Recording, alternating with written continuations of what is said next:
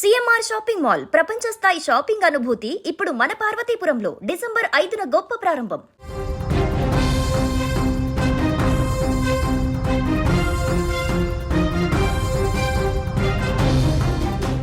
ఏపీలో కూటమి ప్రభుత్వం ప్రజాసేవే ధ్యేయంగా ముందుకు వెళ్తుంది.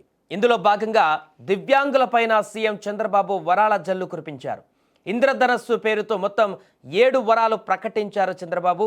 7 వరాలలో భాగంగా ఆర్టీసీ బస్సులలో ఉచిత ప్రయాణ సౌకర్యాన్ని కల్పిస్తామని భరోసా ఇచ్చారు. స్థానిక సంస్థలు, కార్పొరేషన్లు, పబ్లిక్ సెక్టార్ ఎంటర్ప్రైజెస్లో కనీసం ఒక దివ్యాంగ ప్రతినిధిని నామినేట్ చేస్తామని వెల్లడించారు. ఎన్నికలలో ఎవరు గెలవకపోతే ఎక్స్ అఫిషియో మెంబర్ పదవిని కేటాయిస్తామన్నారు. దివ్యాంగులు రాజకీయాలలో రాణించి ప్రజాసేవ చేయాలనే ఆలోచనతోనే ఈ నిర్ణయం తీసుకున్నట్లుగా వివరించారు. దివ్యాంగులకు ప్రత్యేక ఆర్థిక రాయితీ రుణ పథకాన్ని పునరుద్ధరిస్తామన్న చంద్రబాబు ఇందుకు 19 కోట్ల వ్యయమవుతుందని అంచనా వేశారు. ఇక షాప్ ద్వారా అన్ని క్రీడా కార్యక్రమాలు, టాలెంట్ డెవలప్మెంట్ పథకాలను అందుబాటులోకి తీసుకువస్తామన్నారు. ఇక వీటితో పాటు వినికిడి లోపం ఉన్న వారికి బాపట్లలో ప్రత్యేక డిగ్రీ కళాశాలను కూడా ఏర్పాటు చేస్తామన్నారు.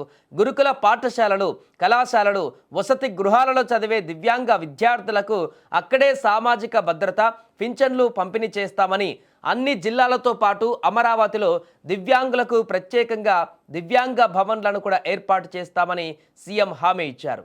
ఇక క్రీడారంగాలలో కూడా రాణించేలా కృషి చేస్తామన్నారు. ఈ సందర్భంగా ఇందుకోసం విశాఖలో 23 ఎకరాలలో national centre for disability sports స్టేడియంను నిర్మించి క్రీడల్లో రాణించేలా ప్రోత్సాహం కూడా అందిస్తామన్నారు. వీటితో పాటు ఎడ్యుకేషన్లోనూ సత్తా చాటేలా మెగా డిఎస్సి ద్వారా 2260 స్పెషల్ ఉపాధ్యాయుల పోస్టుల భర్తీ చేస్తామంటూ కూడా సీఎం హామీ ఇచ్చారు.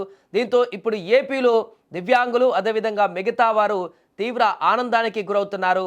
ఒక్కసారిగా ఇన్ని వరాలు కురిపించడంతో ముఖ్యమంత్రి చంద్రబాబు నాయుడు పైన ప్రశంసలు కురిపిస్తున్నారు.